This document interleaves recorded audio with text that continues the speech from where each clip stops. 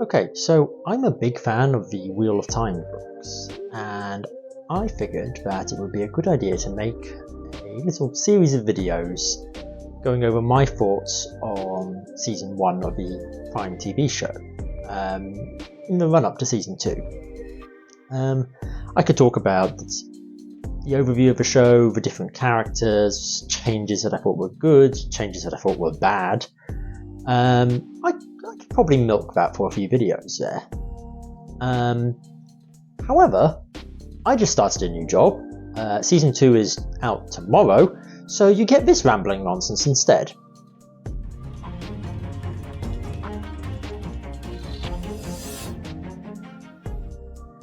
Okay, so when Game of Thrones was on the air, I joked that I had to get all the Schadenfreude from the book purists out of my system now, because once the Wheel of Time show came out, it would be my turn to be in pain.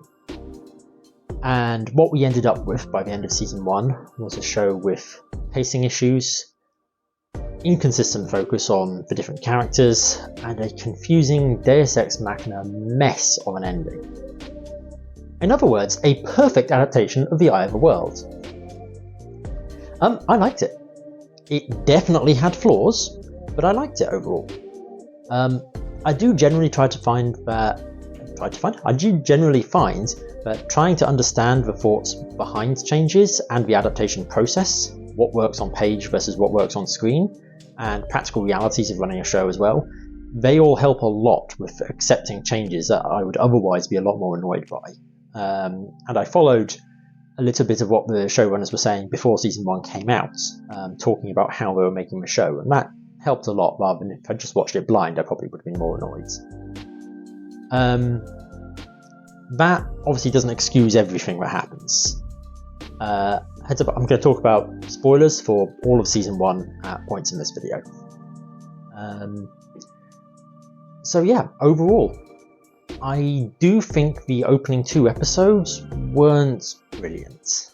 They had to cram so much stuff into these that it felt like cliff notes, just racing through the major points, with some very good scenes, but they skipped over bits or didn't explain things, and obviously some of the changes that were controversial, shall we say. I do know Rafe Judkins wanted to have a longer opening for the show, and was essentially told, no, you've got the episodes, you've got to deal with it. Episode 3 was a lot better, but it started to slow down, started to show more of what was going on, and I can tell you the exact moment though, but it stopped feeling like somebody telling the story of the Wheel of Time and started being the world of the Wheel of Time. That was at the start of episode 4. Karine, one of the Aes Sedai, is sitting down and is discussing Aes Sedai politics with her warder. This is not a scene from the books. The Aes Sedai aren't in this area in the books. She's dead in the books. This scene never happens. This particular bit of politics never happens. But it is exactly what the books would do. And that tells me that no matter what people complain about, at least some of the writers of this show understand the world they're writing. Because, yeah, Robert Jordan could have written that scene. It felt a lot more like the middle of the series than the earlier books, but that fits with what they've said about the way they're adapting the series. They're approaching it as the Wheel of Time as a whole, not the Eye of the World, which is honestly pretty sensible because there is a lot of early installment weirdness in the Wheel of Time. It was envisioned to be a much shorter series, it was going to have a very different focus. Things changed a lot before you got into the main bulk of the series. But yeah, honestly, you had a slightly shaky start, then it just got better every episode. Right up until the break caused by COVID. And then things dipped a little bit, and then they went very downhill for the last episode. That was rubbish. But I'm willing to give them the benefit of the doubt, because they were screwed over by circumstances outside their control. I know a lot of shows have used COVID as a bit of an excuse. Sometimes it's more valid than others. this case it's valid. I'm honestly surprised we got something as good as what we got, and considering I don't think it was very good, that says something. Because if you think about it, they lost one of their main actors so suddenly they couldn't even film a goodbye scene. They had to use stock footage of him sitting on a horse, not reacting to anything. They had to do a very sudden rewrite of the entire end of the season. I suspect stuff that was meant to have been Matt's might have been shunted over to Perrin, because it was vital to the plot, and it's closer to what Matt does in the books, and seems a Matt-related series of events. And if that's the case, then I suspect whatever Perrin was meant to do is probably just lost. They also lose the location filming they were meant to do. The Blight was meant to be an actual physical location they'd found, they'd scouted, they'd paid for all of that, and now they have to pay again to make it as a physical set, which would just decimate the budget. They did a really good job creating it, but I'm very impressed there. But there can't be much money left afterwards. They lose the ability to have the physical battle they had planned with practical effects Trollocs. They have to replace that with a wholly CGI army done at the last minute, without a pre-budgeted set of money for it, for a department that's now got to have extra CGI that they weren't expecting to have to do, and the CGI department are all working from home as well, which matters because the office is where the computers with all the big render farms are and the actual processing power to be able to do this job. So basically, I don't think it's a surprise that the army is on screen for the shortest amount of possible before it just gets nuked out of existence by the cheapest particle lightning effect that they could find. Just desperately trying to get it off screen as quickly as they can before the show literally runs out of money. And all of this is then made even worse because they seem to be limited to a couple of people on set, all standing 6 feet apart, not allowed to do really anything other than stand there. But I don't think they could do any physical exercise that would have meant heavy breathing or contact work. So when you've got fight scenes that Perrin presumably would have been in otherwise, he leaves the room, goes, comes back, oh, there was a fight scene here, which looks really not good. The end result is you've got a bunch of people standing around having to make faces pretending they're in peril, and then because you've got rid of all the peril as quickly as possible, you have to desperately find some form of drama, which I suspect is why we got all these fake out deaths in there. You can write around any of these problems, but that takes time, and multiple drafts of a script. Scripts that just go straight in because they're done at the last minute and there's no time to revise them are almost always terrible. That finale was not good.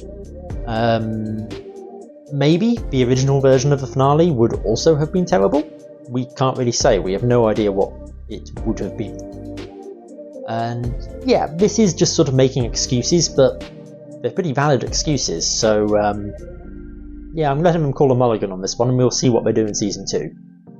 I like the books enough that they'll have to go catastrophically terrible for me to just never watch the series, but based on the middle of the show, they can do good work, so I'm expecting good stuff when they have the capability of doing it. Right. There were, though, unforced errors as well. One of these, I think, is to do with how they portrayed the Dragon Reborn and the mystery of the Dragon Reborn. Spoiler alert, as I said, the dragon is Randall 4, aka the bland, standard issue fantasy farm boy. The Wheel of Time books are a fairly progressive attempt at exploring male-female dynamics through a lens of balance and a binary philosophy. Some aspects of that are now quite dated. Some aspects never quite worked as well. It was not as progressive as it wanted to be always, but it tried.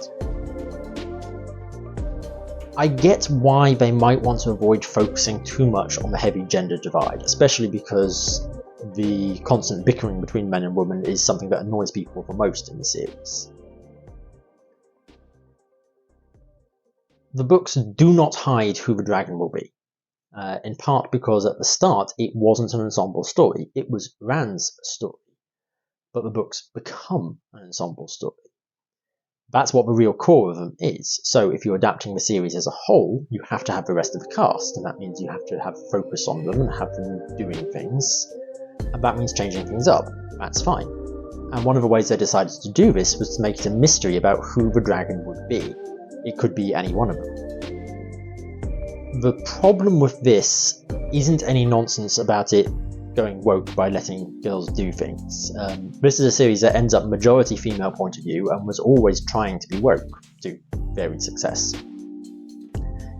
It's also not really a problem about changing the metaphysics of souls and such, because they make clear the characters don't know the details. They don't know that it could be anyone, they don't know who it will be, because in this version of the setting the prophecy is a bit less specific. There are two problems though. One is in making it any of them and trying to be a bit more inclusive and progressive there. A very explicit theme is that being the Chosen One is really bad news, and the Chosen One coming back is really bad news. People are terrified of the idea of the dragon being reborn, because the last one broke the world and made it so that any man who can channel goes homicidally insane. That is a fundamental part of the story being told. And the certainty that the dragon will do this again is a big part of the dynamics around them. And it's what makes it more than just Chosen One number 42. Without that certainty that the dragon will be completely nuts, you lose quite a lot, because it just becomes, oh, this person's got a powerful destiny, and I guess that might be good and it might be bad. The other problem is that they tried to obscure the fact that Rand was the main character by removing what felt like most of his actual scenes. So he's just sort of there, which means when he is the dragon, because they were never going to go so off book that it wasn't going to be Rand being the dragon. That was people just panicking over nothing. But when he is, he feels even blander. The people who wanted to follow Rand's story as the dragon felt like they didn't get anything, and the people who got really invested in it being one of the others felt disappointed that it was actually just this guy in the backgrounds. They also don't even really bring up his sword, which is super weird to not bring up in context. That gets to the next bit. Okay. I'm calling it a channel of swords and sci-fi and fantasy and so on. I have to talk about the sword. So, Rand gets this sword from his father, who basically just suddenly pulls out a sword out of nowhere, no one's expecting that. This is a rather significant sword. I won't go into full details because they might go into more details later in Season 2, I hope. It's not a special sword, it doesn't have powers or anything, but it has some significance as to who is carrying one. And it's a nice sword, it's an iconic sword. People complained that it was just a boring katana, and yeah, I would agree, that was disappointing. The sword in the series is a single-edged curved sword with quillons, and people who complained too much about it looking Japanese were not paying attention, because it was always a katana that Jordan glued a crossguard onto. He was quite open about this, he admitted it, and notably everything about the sword fighting in the entire series is heavily Asian coded. So it looking kind of Japanese, yeah, that's absolutely fine. It's looking just like a katana. Okay, it had a different hilt wrap, which was actually not a very good looking one. Had a nice Suba, but it just being a saber blade with a Suba was uninspiring. It could have been what it was meant to be, which is a really nice east-west fusion, and a lot of the Wheel of Time is a sort of east-west fusion in its aesthetics and its philosophy even. So it should have had equivalents, but I'm not hopping mad about it. It would have made it a bit more unique more of an iconic fantasy blade, while still actually keeping it being real and something that is a real sword and not complete fantasy nonsense. Which was my opinion. Then they've released the replica, which I cannot afford, unfortunately. And from looking at the pictures on the replica, it looks like it's got a false edge that goes most of the way up the back, but doesn't go to the tip. It then widens back out again to give you more of that classic thick tip that single-edged swords have. I won't say this can't function, but you're basically losing all the advantages of a single-edged sword for none of the advantages of a double-edged sword, so it's baffling, and there is a reason why no one ever makes a sword like that. So that, when you actually get a really close-up look at it, if that replica is accurate, and if I'm interpreting that correctly, that does look like it's just a fantasy sword that someone who doesn't know what they're doing made up.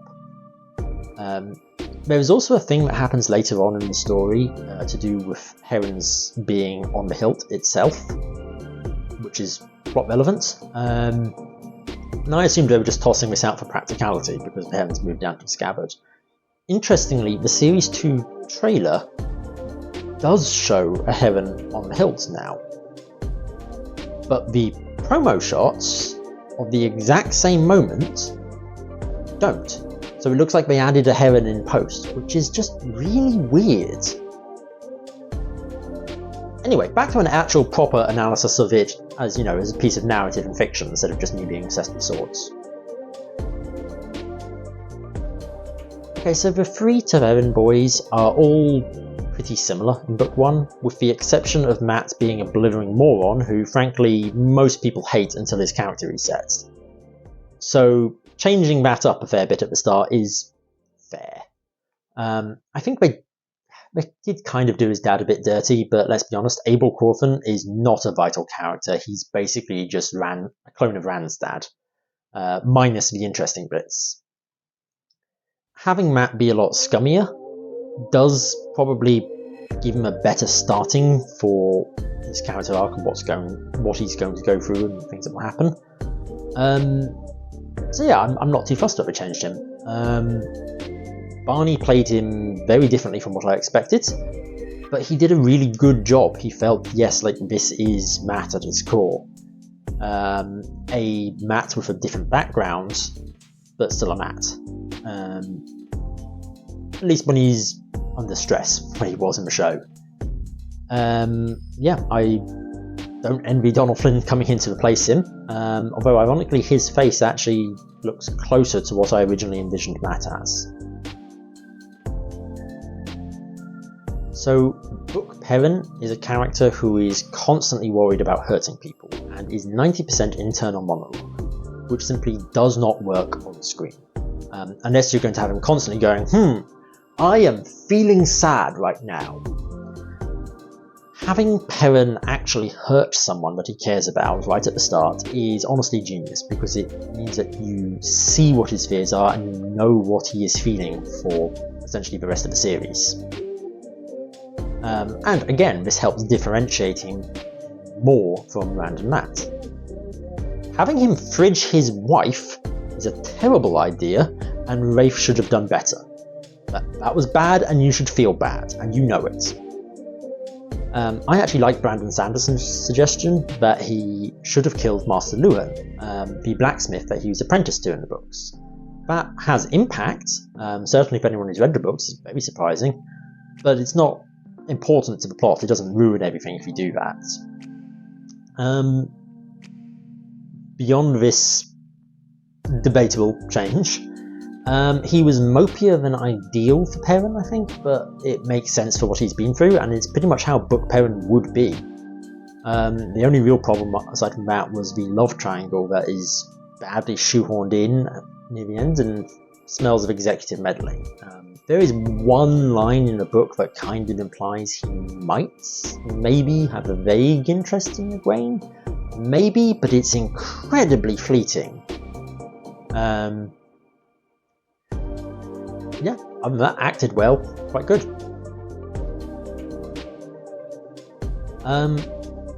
I honestly don't have too much to say about Egwene because she was pretty much on point.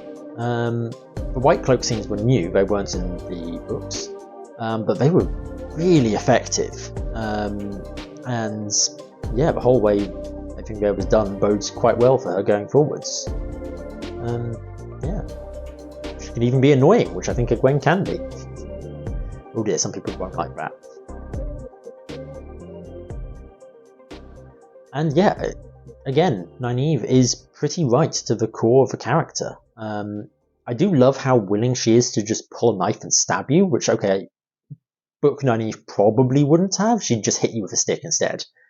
But the general sense of stubbornness and deep-rooted caring is there. And crucially, she's actually way less annoying than book Nynaeve tends to be for a lot of people on first read. Second read, once I appreciated the character more, I quite liked Nynaeve. But first read, she's just that grating one. So yeah, show Nynaeve is really good. But we do absolutely have to have her yelling about how she's not going to yell at someone. Because that utter lack of self-awareness is very important to the character. Moiraine was brilliant. Portrayed differently, because in the show we know more about who she is and what she's doing and what her motivations are, whereas in the book a lot of that is quite mysterious at first, so you've got sort of the shifty Gandalf feel. We lose that sort of mystery about her and not knowing what side she's on, but they very much keep the core dedication and the fact that we now know that she isn't on the villagers' side. I fully believe her when she says she will kill them if necessary. And speaking of which, they did a really, really nice job showing how an Aes Sedai lies, because her dialogue is perfect and has some really subtle, utterly blatant lies. My favourite was when she's asked if she knows where the others are, and she just seamlessly says, "I have people out looking for them." I'm sure you do. Doesn't mention the fact that you already know exactly where they are. I remember there were multiple times people complained about them breaking the rule that Aes Sedai can't lie, and it's because they didn't pay attention to what she actually said. The lie to the White Cloaks earlier on actually caught me out for a second. I was thinking, they didn't really word that very... Wait a minute, that's perfectly worded. Because it took me a second to really remember what it was she said, and remember bits of backstory and go, that's very well written. Yeah, the truth they say is not the truth you think you hear, and that is something they nailed. So, anyone going forward and watching Season 2, pay very, very close attention to what any Aes Sedai character actually says, word for word. I think I might actually prefer Showland to Bookland, and that might get me crucified by some people. Bookland is cool. If we're totally honest, he's usually a bit of a 2D cutout who kind of just exists to give terrible emotional advice and cool physical and martial advice. I love him, he's awesome, but Showland feels like a much more well-rounded character. I do wish we got more of him pseudo-mentoring Rand though. That ties in importantly, I think, to the way Rand develops as a character. See again the bad emotional advice. I hope they can work more of that into Season 2, because it's how Rand develops his values, is through his interactions with Lan. As a side note, the whole step-in thing, where we diverge for a bit to talk about an original character and deal with the emotions surrounding him, that was all great. That was good writing, excellent acting. He serves as a vehicle for exploring the world, which was something the show desperately needed, and exploring the emotions of the main characters. And also complaining about a side character taking up time in Wheel of Time, that's like complaining about too much grunting in tennis. Like, yes, you're going to find it annoying, but you're not getting rid of that anytime soon. I also dispute the idea that the funeral scene where Lan starts wailing is out of character. because Booklan wouldn't do that, for the very specific reason that Booklan is too antisocial to be in the situation in the first place. Lan's role in that scene was as the designated mourner, which as I understand it is a real practice. And the point is, he isn't crying because he's sad. He is serving as a conduit for the grief of the entire group, not just people physically there in the room, but the grief of warders as a whole due to their fate. They are doomed to either die in battle or die when their Aes Sedai dies, or they die and their Aes Sedai will go on. It's not really the best fate. And his grieving is so that no one else has to. Booklan probably wouldn't show up scenario, but if he was there and if he was given that role, he would have bawled his eyes out because that is his duty. It's very important that he does this, not just because he's feeling a bit sad. It's a more minor note, but Tom is another character who is extremely different on the surface, but absolutely nailed the true soul of the character. We don't have this flamboyantly mustached man in a multicoloured cape with a harp, but we have someone who sees the boys in need, who steps in to help, and someone who knows the stories and the way the world works, and holy crap was his song good. I want to see a bard-off between him and Jaskier from The Witcher, not because they're on the same level, but because I know exactly how that would go down. Jaskier would do his big epic rock song and he'd have the entire tavern singing along with him, and then he'd go, yep, I've got this, and be all smug about that. And it would probably be a legitimately fun song. Then Tom would cut him off with a single note, and the entire room would fall silent. That is what Book Tom would do, and that is what Show Tom does. And I have never in my life seen a better done example of this trope. The bard commands the attention of the entire room with such complete ease, because he isn't even really singing. He's not playing anything at the start either. He's just sitting in the room, ignoring everyone else, and just effectively talking. But it works. And you get the sense that this is because he doesn't need to actually sing. This is him not trying, and he's still wrapping the room around his finger. And if he ever actually just cleared his throat and put effort in, you wouldn't know what hit you. The song was honestly so good that it was halfway through before I twigged what he was singing about and had to rewind and start again, because that was a damned cool reference there. Yeah, absolutely loved that. Would have been nice if he had a moustache though. Okay, so I've said enough nice things. Back to criticising. A very much unforced error, finale, was the flashback scene with the previous dragon, Luz Therin Telamon. Calling him Dragon Reborn is weird, but not a big deal. What's important is that the show Luz Therin, as presented, apparently decides to try and seal away evil from the world out of pure ego and presumably boredom, because they seem to live in paradise.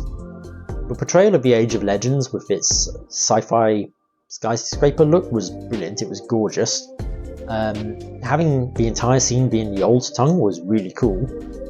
And Luz Therin Telamon is supposed to be arrogant, by his own admission. But it's really important context that they were in the middle of an apocalyptic war for the sake of creation, which they were losing. There are more details to get later, and whether Luz was right to take his 100 companions to try to seal away the Dark One is deliberately unclear, in my opinion. It's supposed to be, you're not really certain of a way out, you're not certain which action was correct. Every possibility had its downsides. And it matters that he had good reason to believe he was doing something necessary, not because the alternative was playing Scrabble on Tuesday night. And the actual consequences were something he absolutely could not have predicted in the book and had no way of knowing. Here they seem to warn him ahead of time. I think I'd need to rewatch the scene. the story of Lewis Ferren is a tragedy. It is a flawed, definitely, but a fundamentally heroic figure taking a last desperate action and having terrible consequences. And it's almost as if some of those themes might come up again. Just maybe somewhere in the 14-book story, that idea might resurface. If this seems like an odd point to focus on in an already really bloated video, part of that is because the world building was terrible, and it really smells of executive meddling. You get this really strong sense that they are afraid of actually using any made-up words.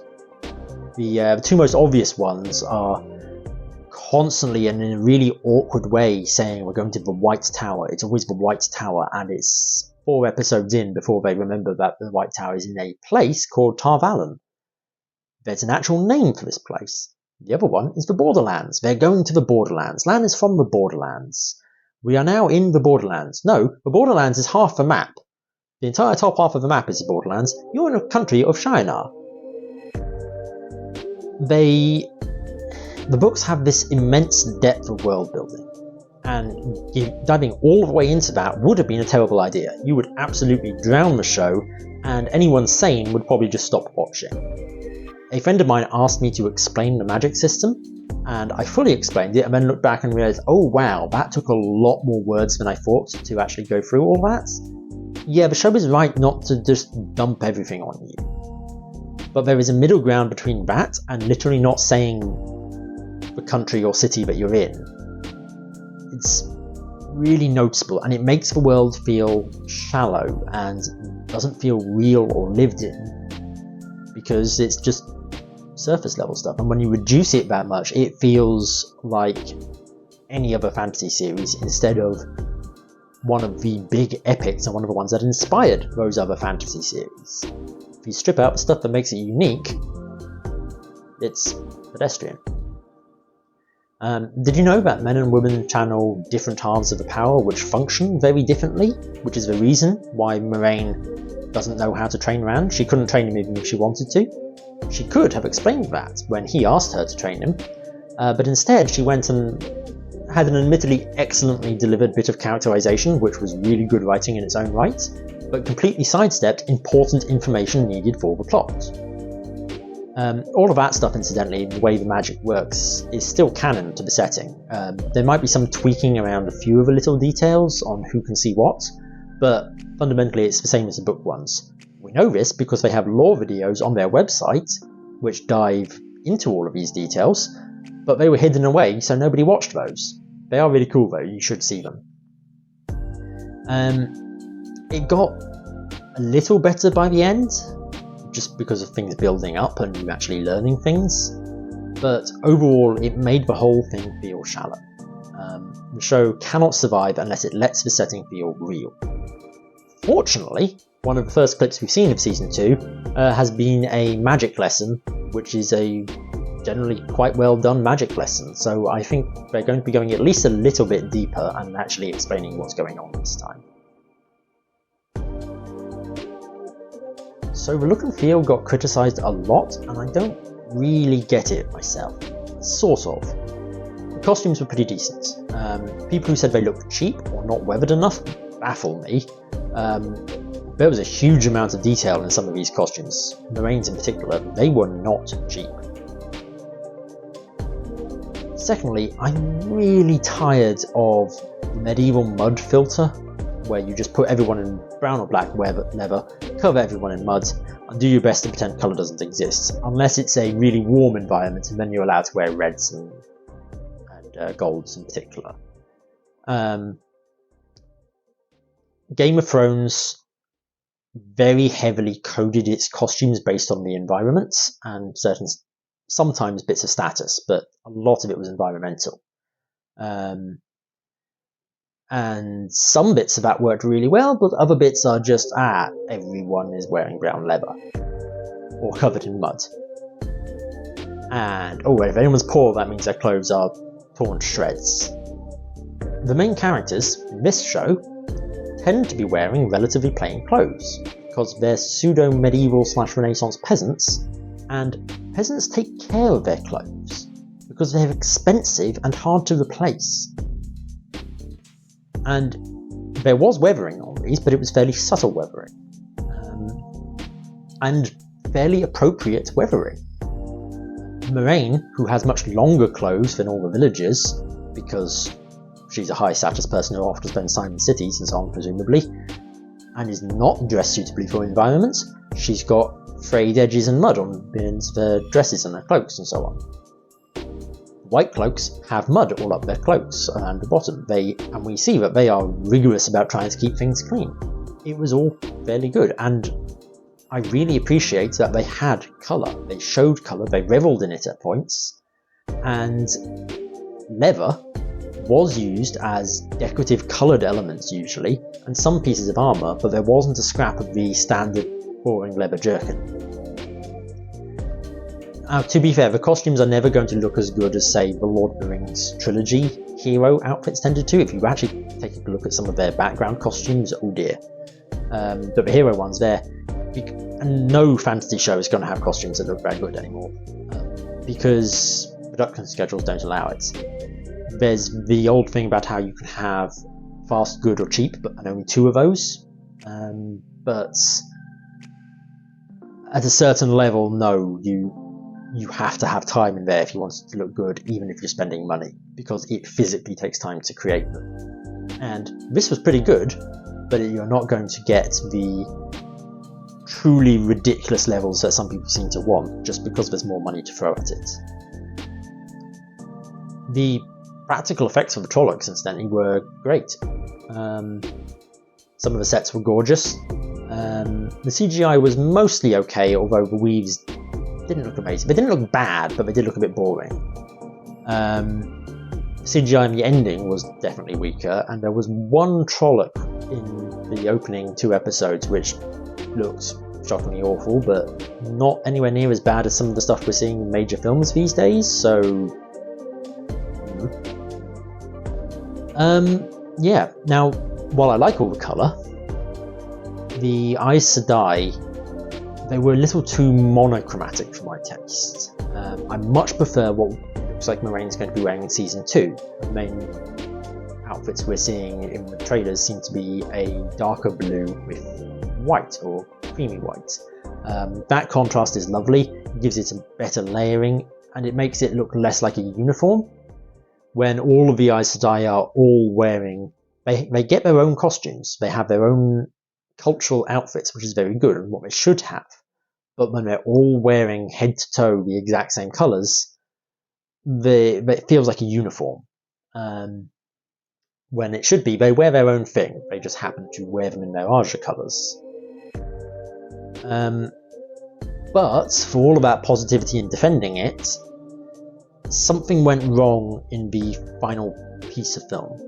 I don't know if it was the lighting or the colour grading, but for some reason, stuff which looked amazing in behind the scene footage ends up looking bland and fake on screen.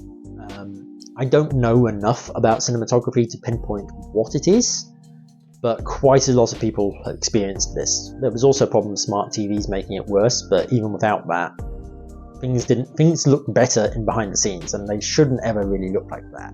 Although, actually increasingly like these days, that does tend to happen. From the trailers and clips of Season 2, one of the most notable things is they have significantly upped the effects for channeling, mostly just by giving the weaves their proper colours. Because, hey, did you know this is elemental magic? I don't remember them mentioning that in Season 1, but it is. And from a brief look, actually, it does seem like they're going to be really consistent with how these are being mixed, because you can, even just in the first trailer, you can start to identify which colours are which elements based on what the weave is doing, and they are mixing these differently. It's not just, here's fire, here's air. Mix the weaves differently. And if they can keep that consistent and logical throughout the entire show, that's a really, really cool detail thing. Basically, I think nobody expected them to actually do. There's also really nice details that the effects will differ based on who is doing things, either because they're channeling in a different way or because of, say, they're more experienced. So some characters will have very, very neat, crisp, almost surgical weaves, whilst other people are throwing the stuff all over the place because they don't know what they're doing. Which is good, is visual storytelling. And finally, yeah, the nice thing, based on an interview for Season 2 that dropped the other day, is it looks like they might be paying a little more attention to what Robert Jordan wrote about the briefs for the cultures and the inspirations for their costumes. They did split up what the costumes were by each culture in Season 1, but at least in the behind the scenes shot there, it felt a lot more like they were just picking and choosing things on their own. Here, they're being very explicit about their going off what Jordan wrote, which is good because Jordan is to cultural clothing what George R. R. Martin is to food. So I'm very happy to see that. And most importantly, we have Rand in his iconic red coat. Blech, fumbled my words there. In fact, I just fumbled saying fumbled. I've been talking too long, so let's get to the conclusion. So, yeah, crammed start, clusterfluffle of an ending, but the middle really shone through. More than enough that I'm very much in favour of this show continuing and doing very well. And I'm very interested in Season 2 because it does look like, yeah, it's going to be good. And now, let's see if I can do a video on Season 2 before Season 3 comes out.